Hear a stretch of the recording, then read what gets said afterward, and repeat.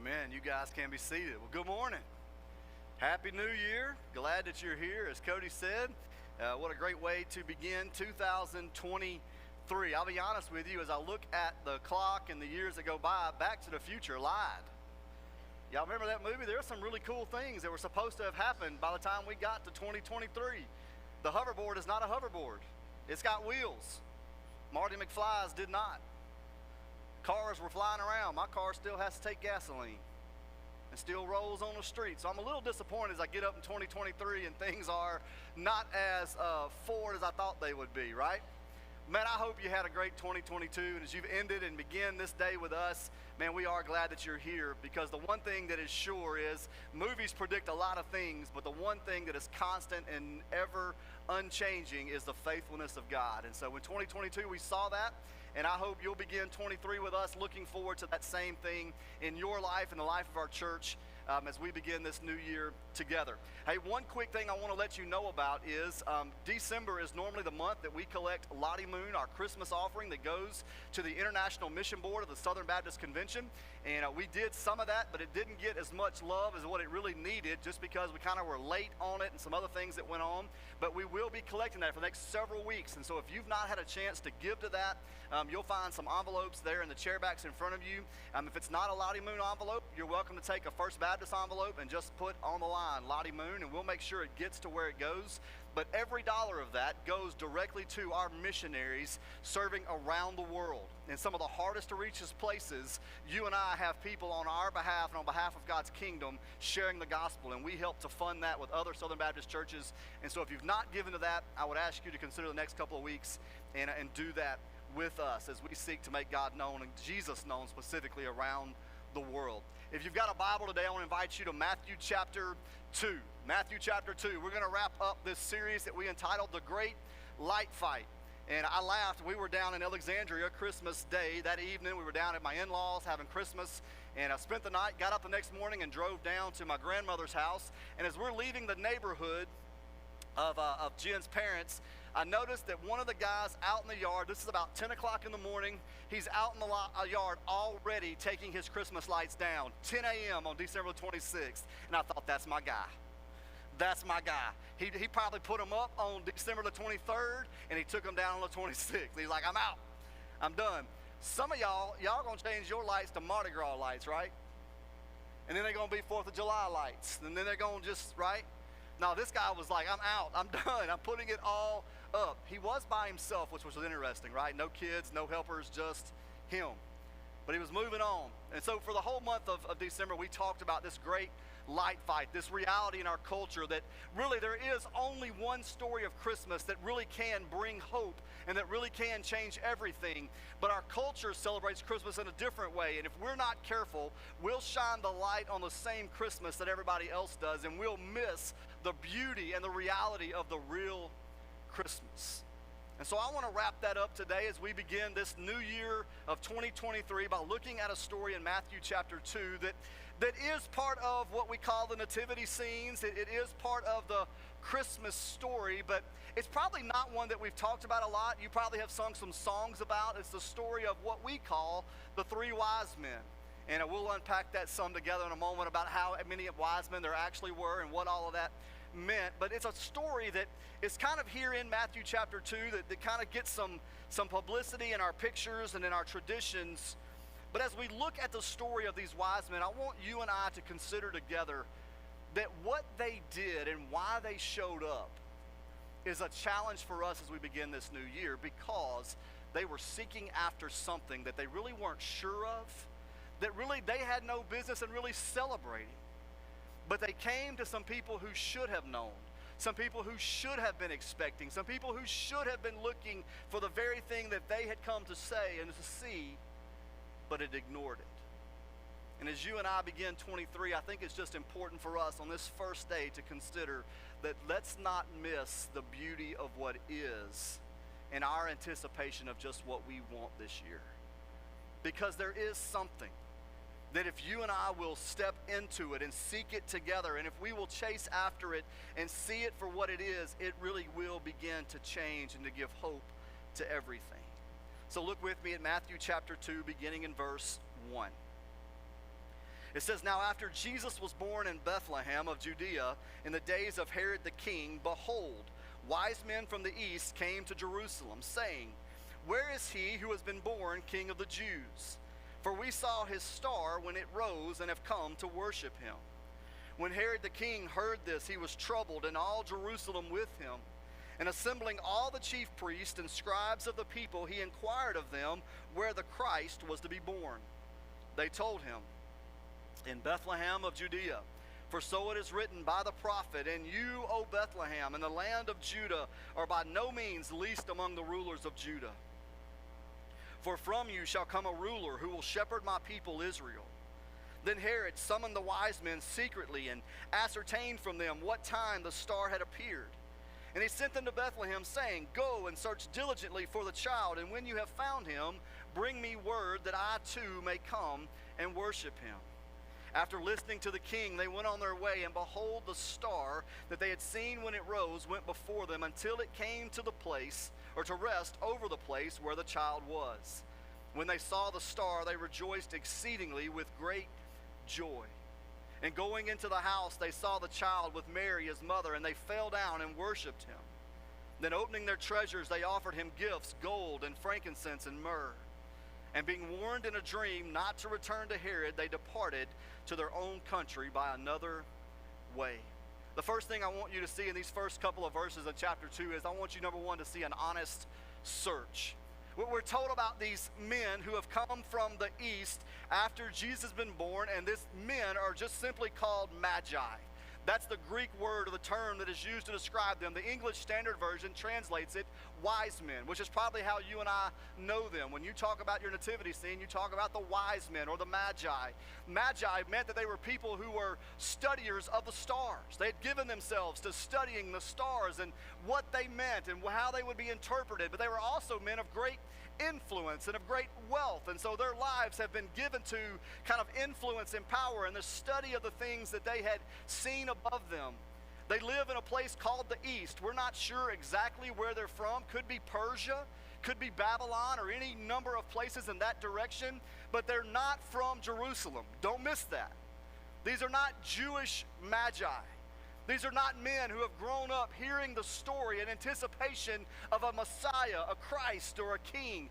They are men who have lived somewhere else, who have known the story of Jerusalem, and as they have studied the stars, there's something that has been stirred, something that they have seen that has caused them to say something incredible has happened in Israel. Something incredible has happened in this place, and we've got to go see it. We've got to seek it out. And so they begin their journey. And as they look into the sky, seeing the star, it comes to rest over the country of Jerusalem, or the city of Jerusalem, in some way, or actually over the nation of Israel. And so they decide that because the star is over Israel, there's only one place to go. If that star means that someone incredible has been born, specifically a great king has been born, then there's really only one place that you would go to begin to find this information. It's the palace. I mean, if a king has been born, if there's somebody above them who is putting the stars in place and telling a story, if a king has been born, there's only one place that you can go to see a king born. Because remember, in the monarchy, in what is Jerusalem, what is the nation of Israel, there's somebody in charge. Of course, Rome is in charge of all things, but there is a king in place. And kings have sons who are called princes, and when the king dies or the king steps down, who becomes the next king? The prince. And so they've come to see and to celebrate the birth of a new king. And so they come with their questions asking about this new king of the Jews. They're searching for him to see who he is and what he's about, what is his lineage, and what is going on. And if you look at verse 2, they say, "Where is he? We saw his star when it rose, and we have come to worship him." Like they've not just come to see him. They've not come to just kind of acknowledge him. They've come to worship him. Well, what does that mean for them? It means they've come to honor him. They recognize that someone has been born of great importance and of great influence. And so as kings who are in the region, who are in the world, when this other king is born, they want to honor him. And so they've come to Herod and asking the question, where is he that we can honor him? Where is this one who is going to be a difference maker in history?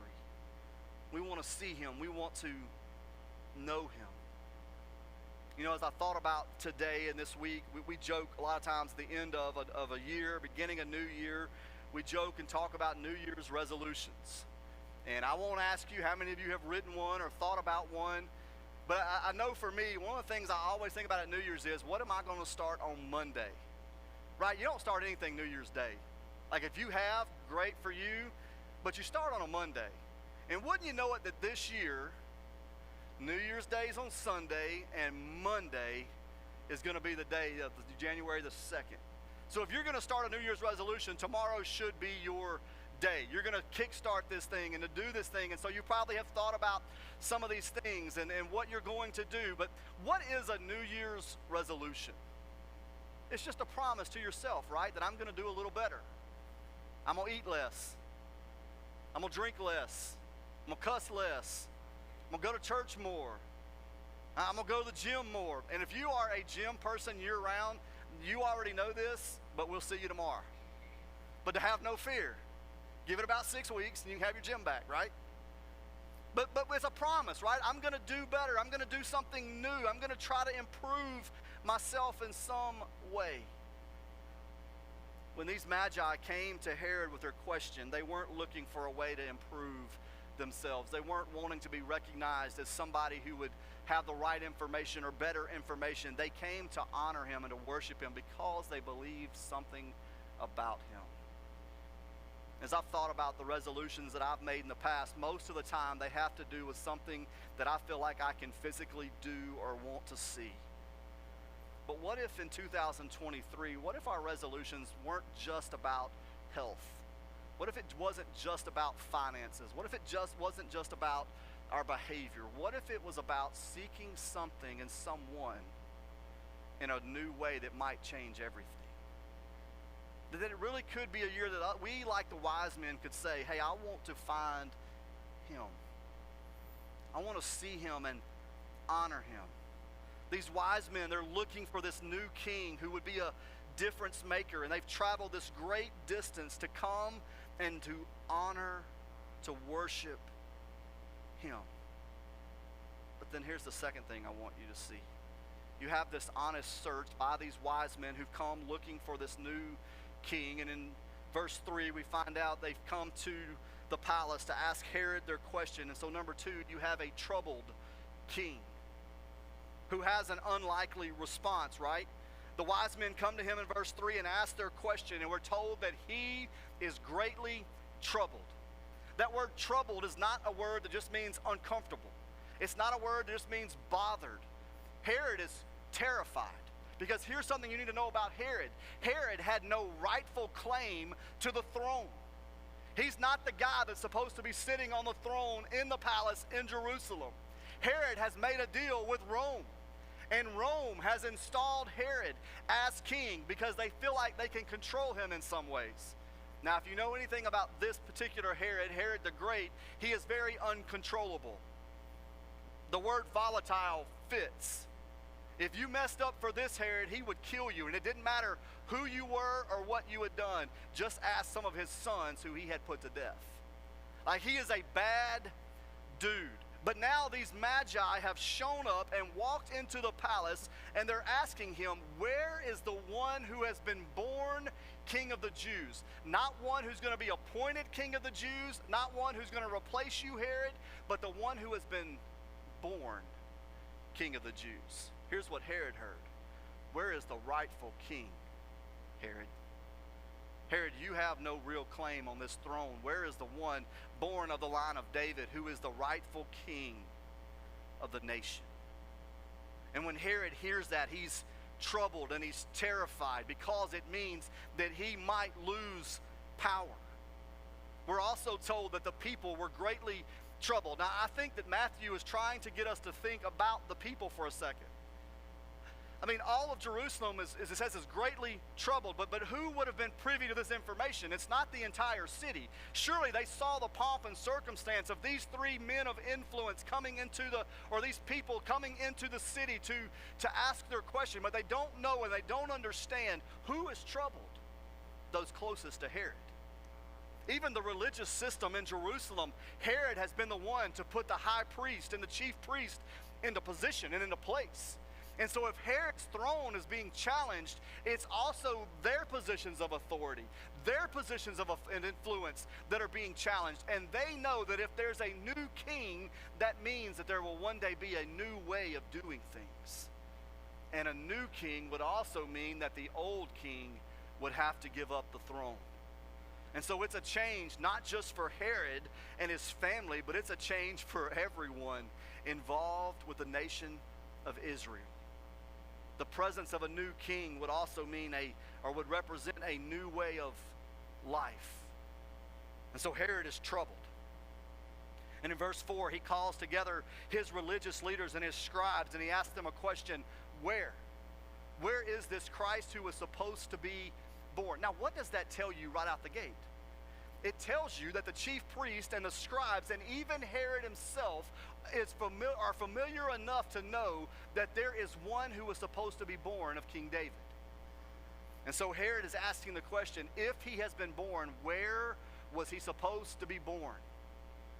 And the Pharisees, or the chief priests and the scribes, tell him he's to be born in Bethlehem. And they quote to him from the prophet Micah about Bethlehem and how it was the place that was now to go from a place of desolation and of dishonor to a place of honor, because a new king would come from there.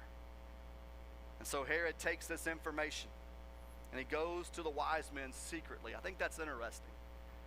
These men have come into the town with a lot of pomp and circumstance, but now Herod wants a private, secret meeting, and he brings them in and he says, hey, look, tell me when this star appeared. Tell me what you know. And he sends them off to Bethlehem, and here's what he says: go and search diligently for him, and when you have found him, bring me word that I too may come and worship him. I mean, that sounds good, right? Herod sounds just like what Matthew has said about the wise men, what the wise men have said to Herod. We have come to see him and to honor him. And so Herod says, look, go find the child, and when you find him, come back and tell me exactly where he's at. Bring me an address. Because as the king, I want to honor the coming king. I want to honor this newborn king. You find out later in Matthew chapter 2 that Herod has no intention of honoring this new king. In fact, Bethlehem, a city that is now being given a place of honor because of the birth of a new king, Bethlehem will become a place of weeping and of grieving and of mourning, because Herod, because he saw in a new king a threat to his throne, will have every child under the age of 2 murdered, put to death. Why the age of 2? Because as he talked to the wise men, he discerns that it's been within the last 2 years. An important part of the Magi's story is that you and I understand they did not come to the stable.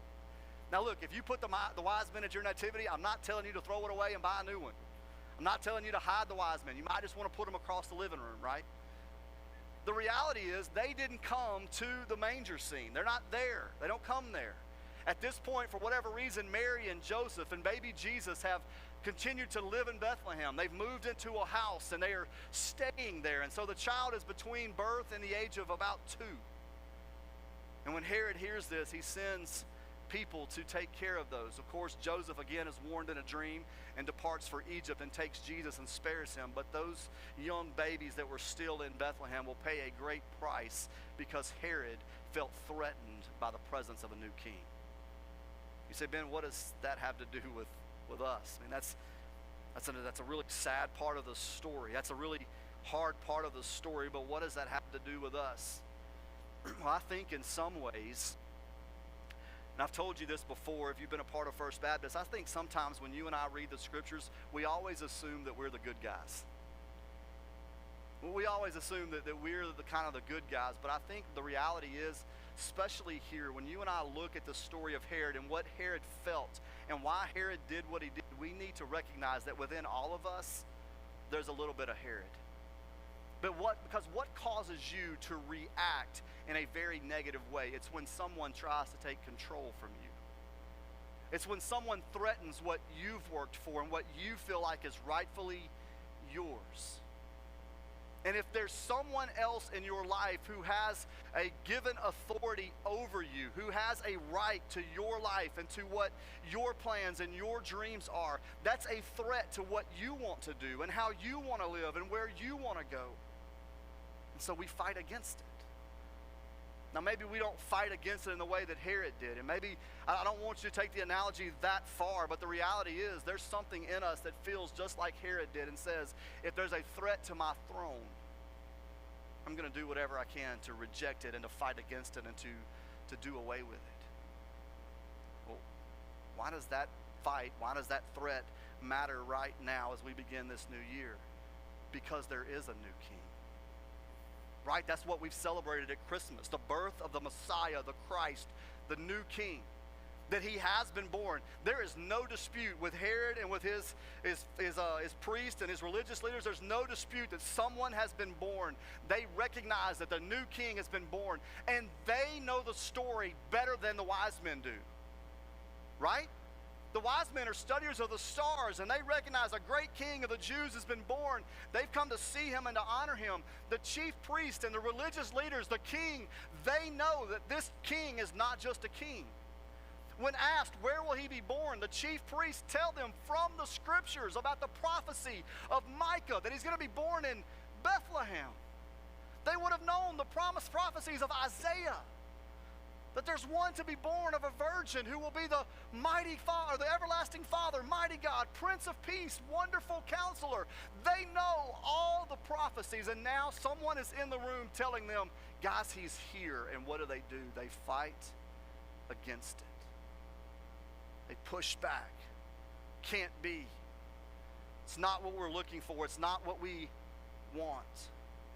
We will not embrace it.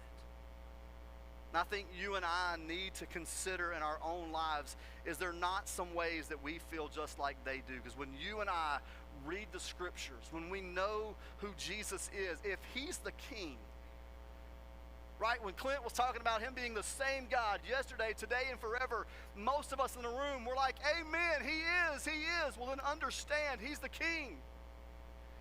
And when a king speaks, guess what his followers do? They follow. They obey. They surrender. But can we be honest, for those of you in the room who are followers of Jesus, how much following was in your 2022? Like, that's where I ended the year, looking back on my life and going, man, 2022, how much following, how much obedience. I hung a sticky note on my computer screen about 3 months ago that says my obedience is what God is looking for, not just my understanding. And obedience is what God wants, and understanding may or may not ever come, but will I be obedient? If he's the king, I don't have a choice. If he's the king, then when he has spoken, I'm to surrender and to give my life to that. But in so many ways, we live in a culture that says, no, he's not the king, he's the president. You know there's a difference, right? Presidents are elected. You go and you vote. You get to help be a part of the process of choosing who's going to sit in the highest chair in our country. And he's going to do some things you like, and he's going to do some things you don't like. That's the reality. And you can choose on some things to follow, and on some other things you can kind of tiptoe around, right? And maybe you get caught, maybe you don't, but there'll probably be a fine, depending on how great your transgression is, maybe a fine or a slap on the wrist or something greater. But if a king were over our country, there is no election. There is no, well, I think he'd be a good king. I think he'd work out. No, kings are there by divine authority, by birth, by legacy. They are in position, and when a king speaks, his people obey. You don't walk into the king's palace and say, hey, look, Mr. King, I know you've got a rule, and I kind of don't like it. I wish you'd change it. And here's what I think you ought to do. Nobody, you can go back and look, even in biblical history, nobody approaches a king and says, hey, I think you ought to do things a little differently. And the ones who dared to do that did so with great fear and trembling. You and I, in what Jesus has given us in a relationship, we don't have a president, we have a king. But here's the really good news. History is full of kings who were terrible people.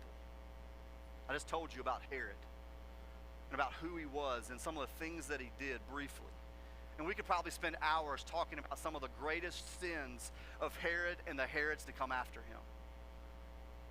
But what you have in your king, and the king who was born of a virgin, born in Bethlehem over 2,000 years ago, who grew up and lived a life of perfection in relationship to the Father, who loved the least of these and healed our greatest infirmities and our sins and our illnesses, who gave himself on a rugged cross and rose from the dead 3 days later. What you have in him is a king who knows best and who is offering what's best to you. So when that king speaks, you and I don't have to say, well, I don't really know if that's good. He's only good. The king that we have is only good. And these religious leaders, when they're asked about where he is and what's he about and what's going on, they should have known what was happening, and instead they pushed back. And they pushed back because a king like that threatened everything that they valued and that they held on to. And they were troubled. A new king meant an old king must get out of the way. A new king meant a new way of living. And Herod and the people were troubled when they realized this. And the reality is that when you and I realize what Jesus was asking when he said, come, follow me, we're going to be a little troubled too. Then number 3, I want you to see a worthy response. Verse 10, Herod sends them off, and they follow the star as it comes to rest over the place where the child was. Now, just real quickly, let me just give you this one piece of information. My son has gotten into looking up at the stars, and he's got a little app on his phone, and when it's a clear night, he goes outside. He's like, Dad, come check out Orion's belt. And he starts pointing out all these different constellations and things, and I really am kind of impressed with it, because I kind of enjoy that. I love looking at stars and following things. The Bible says that the star that the wise men from the east have followed, it came to rest over the nation, and so they've come to Jerusalem. But now as they leave Jerusalem, that star moves. And it moves in a very particular direction. Now, our stars tend to move from east to west because that's how the world spins, right? Little science for you this morning. You didn't know, but I brought you a little science this morning. It's how the world spins. But Jerusalem is here, and Bethlehem is here. And so if they followed the star from Jerusalem to the house in which Jesus was in Bethlehem, which way did the star move? East to west, north to south. Fun fact, it's not a star. We're not sure exactly what it is. There's lots of theories about what it was. Here's what I believe. I believe it was one of God's messengers saying, come, follow me. Let me show you what you're looking for. Let me show you. Does that mean it's an angel? It's an angel. It's a messenger of light. It's something that moves from Jerusalem, and it takes them not just to Bethlehem. Do you see that in the text? It doesn't just go to Bethlehem. It comes to rest over the house in which Jesus is in. And so God has brought these men to the house in which the new king has been born. And when they find him, they begin to rejoice and to worship. Verse 11 says they go into the house and they see the child with Mary, and they fall down and they worship him. They give him all of their attention. They show him this great affection. They have found this new king, this one who has been born to be king of the Jews, and they don't know all that that will mean. The wise men don't know that he's come to live, to die, and to be raised from the dead, to be king, not just of the Jews, but of all creation. They don't know that, but what they do know is there's something different about this child.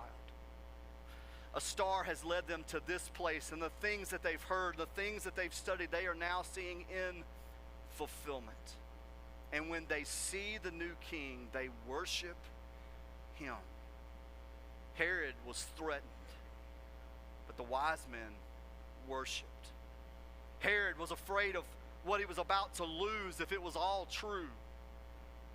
The wise men were freely giving it all because they had found this new king. And so they bring him gifts that really seem odd for grown men to give to a child, but gifts that are fitting not just the child, but of who he was and who he would represent. Gifts fit for a king. It says they offered him gifts of gold and frankincense and myrrh. That's why traditionally we've talked about there being only 3 wise men, because there were 3 gifts. The reality is there could have been 10 or there could have been 30. There's a large group of people, but the gifts, they represented wealth and influence, and so they're offering to the king the best that they have. Do those gifts represent some things in the life of Jesus? No doubt. But don't miss the simplicity. Sometimes we look for such great meaning in some things that are just really simple. They gave their best to Jesus. That's what they did. The best that their country, that their own families had to offer, that's what they gave to Jesus. They freely gave their most valuable things to him. Well, what does that mean for us? It means that if you and I have claimed to have met this King Jesus, if we've seen the beauty of who he is and what he's done for us, how could we give less than 3 wise men? How could we offer him any less than the best that we have? I love what Clint prayed a moment ago when he said, God, I want to put my yes on the table. That's what you do when you know him as the king. You say, Ben, how do I put an answer on the table when I don't know the question? It doesn't matter the question when you know the king. It doesn't matter what he's asking if you know the king. Is the king good? Church, is the king good?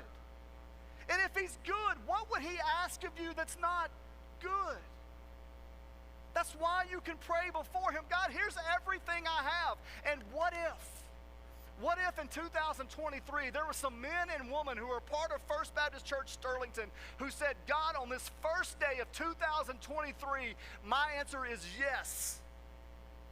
I wonder what the days ahead would hold. Not just for our church.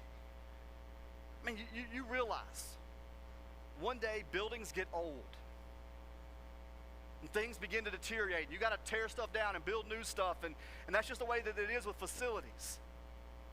But you know that what will not fade and what will make a forever impact on the people that you love, that you and I work among, that we live among, you know what will make a forever impact on their lives is when you put your yes on the table and say, there's a good king and I'll follow him no matter what he asks. The wise men gave everything. Complete and total surrender is what we should offer this king. See, the reality is, as I begin this new year thinking about my resolutions and the things I want to see, I can have all the good intentions in the world. But the reality is, for 40 Christmases, New Year's, I've been here before. I've been here before with good intentions. I've been here before with wanting to see something different. And I've come up short.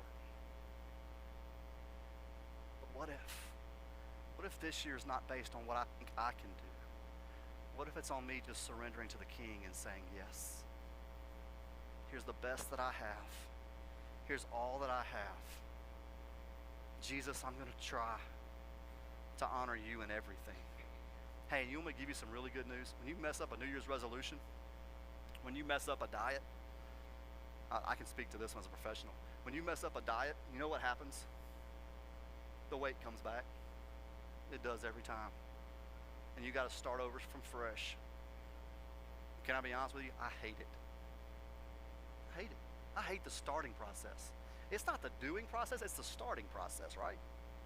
If you go to the gym, it's the starting, because you know 3 days after you work out the first time, it's going to hurt to get out of the bed. It's going to hurt to do a lot of things. Here's the really good news about putting your yes on the table before God and saying, God, I surrender to you, is that even when you come up short in 23, he doesn't take you back to the beginning, but he meets you right where you're at. forgives you for your failure, and picks you up right where you are. I've never had a resolution that would do that. But I have a King who always does. I want to ask if you would to bow your heads with me just for a moment. I want to give you a chance just where you sit to maybe to think about this new year. What are you willing to put on the table before the King? If you're a follower of Jesus, man, there's really only one answer, but will you? Will you put your yes on the table before him? Will you seek out who he is and what he has for you this year? For some of you, maybe you feel like Herod did. Even like I do in some ways in my own heart. God, if I say yes, it's going to cost me some things. It's going to cause me to lose some things. And I'm not thinking about what I'm going to gain. I'm thinking about what I'm going to lose. And so I'm pushing back and I'm fighting. Hey, why not right now just confess to him that you believe that he's good? Just tell him that. God, I believe that you're good. And because you're good, I won't fight against what you want from me.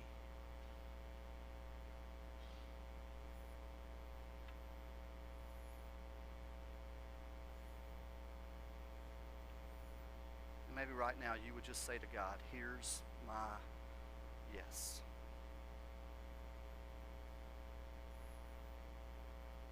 Father, whatever you want from me, God, whatever you want from our church, from us as individuals, Father, I believe that there are some in the room that right now you're calling just like you've called me to say yes. God, I don't know what that looks like. I don't know all that it entails. But God, I'll follow. Because I believe that you are good. Father, you're not good in comparison to other things. God, you're not good in a greater level than other things. You are ultimate good.